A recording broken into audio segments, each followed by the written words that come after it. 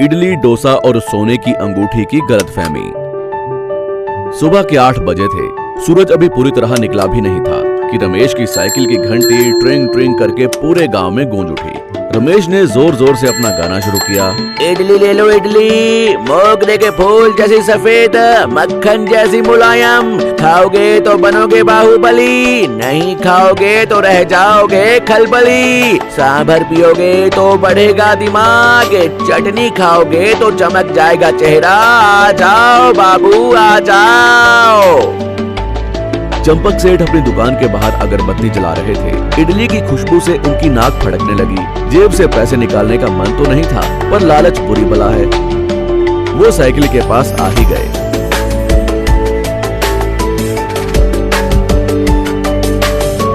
अरे रमेश, आज सांभर में पानी ज्यादा मिला दिया है क्या? खुशबू कम आ रही है। सेठ जी, सांभर में पानी मिलाता तो खुशबू कम होती, मैंने तो इसमें प्यार ज्यादा मिलाया है, इसलिए महक रही है। एक प्लेट लगा दूं? प्लेट कितने की है? बाकियों के लिए 25, लेकिन आपके लिए स्पेशल डिस्काउंट, सिर्फ 20 रुपए दे दो। 2 बड़ी इडली, तैरने लायक सांभर और 2 तरह की चटनी मुफ्त।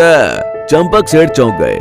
20 रुपए? क्या बात कर रहा है रमेश? चावल अमेरिका से ला रहा है क्या, या दाल में सोना मिलाया है? 10 रुपए में दे, वो भी बिना चटनी के। रमेश ने साइकिल का स्टैंड लगाते हुए मजाक में कहा। सेठ जी, 10 रुपए में तो अब साइकिल में हवा भी नहीं भरती। रही बात सोने की, आज तो नहीं मिलाया, पर धंधा बढ़ाने के लिए शायद कल मिला भी दूं। किसकी किस्मत चमक जाए कौन जानता है। आज इडली खाने वाले को कल शायद लक्ष्मी जी के दर्शन हो जाएं। रमेश ने तो मजाक में कहा था, लेकिन पास ही दीवार पर बैठकर दातुन कर रहे गजेंद्र ने ये सुन लिया। सोना, किस्मत, लक्ष्मी, ये 3 शब्द सुनते ही गजेंद्र के दिमाग में एक कहानी बनना शुरू हो गई। शाम को गजेंद्र भागता हुआ चंपक सेठ की दुकान पर पहुंचा। सेठ जी अपनी पुरानी बही खाते की किताब झाड़ रहे थे। गजेंद्र ने इधर उधर देखा जैसे कोई राज की बात हो, और सेठ के कान में फुसफुसाया। सेठ जी, आपको असली खबर पता चली या अभी भी पुराने वाले उधार के चक्कर में पड़े हो? चंपक सेठ ने चश्मा ठीक किया। क्या हुआ, फिर किसी की भैंस खुल गई क्या? भैंस नहीं सेठ जी, बहुत बड़ी खबर है। सुबह रमेश की बात याद है, कल सोना मिलाऊंगा वाली? अरे वो तो मजाक कर रहा था। गजेंद्र ने आंखें बड़ी की। मजाक नहीं सेठ जी, पक्की खबर है। दोपहर को मैंने रमेश को शहर की सुनार की दुकान पर देखा, वो एक सोने की अंगूठी खरीद रहा था। मैंने अपने कानों से सुना, वो कल अपनी पब्लिसिटी के लिए कल किसी एक इडली के बीच में वो अंगूठी छुपा कर लाएगा। जिसके हिस्से में वो इडली आई, अंगूठी उसकी।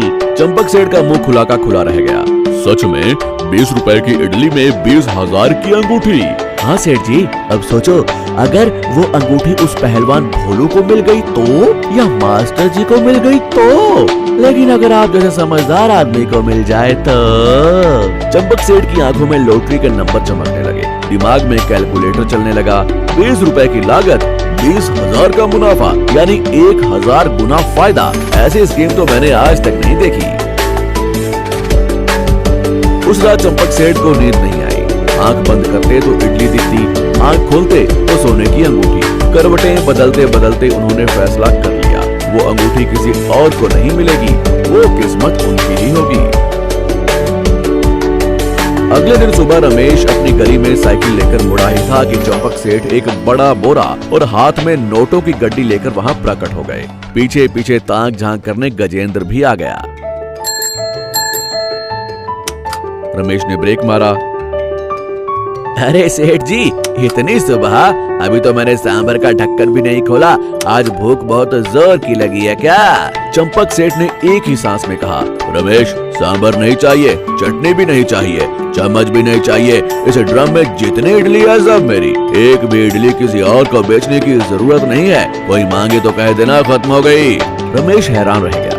सारी सेठ जी, इसमें 100 इडली हैं। क्या घर में कोई फंक्शन है या भंडारा करवा रहे हो? चंपक सेठ ने मन में सोचा, भंडारा करवाऊंगा तो अंगूठी किसी और को मिल जाएगी। ऊपर से कड़क आवाज में बोले, तुझे क्या करना? मैं खाऊं या फेंकूं, मेरी मर्जी। धंधा करना है या नहीं? रमेश ने सर खुजाया। ठीक है सेठ जी, 100 इडली 20 के हिसाब से 2000 रुपए हुए। चंपक सेठ ने जेब से 2000 का कड़क नोट निकालकर रमेश के हाथ में थमा दिया। ये लो 2000, खुले नहीं चाहिए, रख लो, बस ये सारे इडली चुपचाप मेरे बोरे में डाल दो। कंजूस सेठ के मुंह से खुले नहीं चाहिए सुनकर रमेश को चक्कर आने ही वाले थे। लगता है यार सेठ जी पर कोई ऊपरी साया है। ये सोचते हुए रमेश ने सारी इडली सेठ के बोरे में भर दी। सेठ ने वो भारी बोरा सर पर उठाया और जंग जीतने वाले राजा की तरह घर की तरफ दौड़ पड़े। रमेश को कुछ समझ में नहीं आया, पर 2000 का नोट जेब में रखकर वो खुशी खुशी घर लौट गया। चंपक सेठ अपने घर के बरामदे में बैठे थे, दरवाजे बंद थे, सामने इडलियों का ढेर लगा था। पास में गजेंद्र बैठा लार टपका रहा था। अरे गजेंद्र, तू उधर ढूंढ, मैं इधर ढूंढता हूँ। अंगूठी मिली तो मेरी, तुझे चाहिए तो इडली खा लेना। सेठ जी ने एक एक इडली को उठाकर उसे मसलना शुरू किया। पहली इडली चूरा चूरा हो गई, सोना नहीं मिला।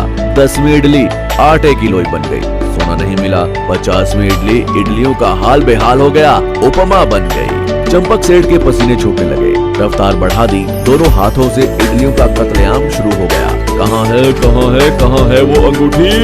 आखिरी इडली भी मसल दी गई। फर्श पर सफेद इडली के मलबे के सिवाय चमकता हुआ सोना कहीं नहीं था। चंपक सेठ रोने वाले हो गए। धोखा, गद्दारी, गजेंद्र, तूने झूठ बोला, मेरे 2000 रुपए मिट्टी में मिल गए। तभी बाहर साइकिल की घंटी बजी।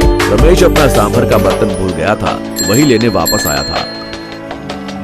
चंपक सेठ गुस्से में बाहर दौड़े। अरे ओ रमेश, धोखा देता है, इडली में सोना छुपा है ये बोलकर मुझे सिर्फ आटा बेच दिया।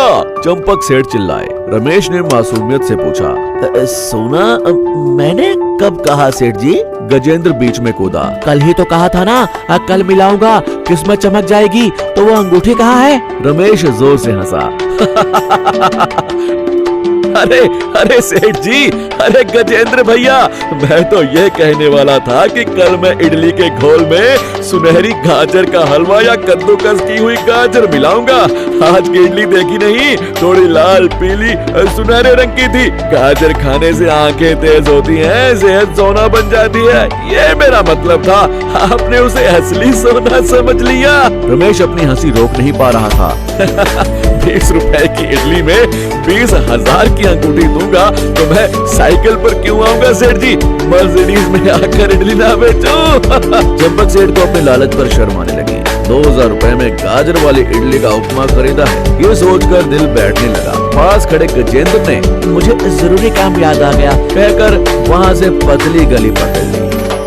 रमेश हंसते हुए चला गया। चंपक सेठ बस उस मसली हुई इडली के ढेर को देखते रह गए। मरता क्या ना करता, उन्होंने उन्हीं इडलियों को सुखाकर उनकी बड़ियां बनाई और अगले 3 महीने तक वही खाई। उस दिन के बाद से अगर कोई गांव में किस्मत या लॉटरी की बात करता तो सेठ जी को इडली याद आ जाती और वो वहां से भाग खड़े होते। नैतिक शिक्षा, लालच बुरी बला है। अफवाहों पर भरोसा करके पैसा उड़ाओगे तो अंत में हाथ में सिर्फ इडली का चूरा ही आएगा। मेहनत की कमाई ही असली सोना है।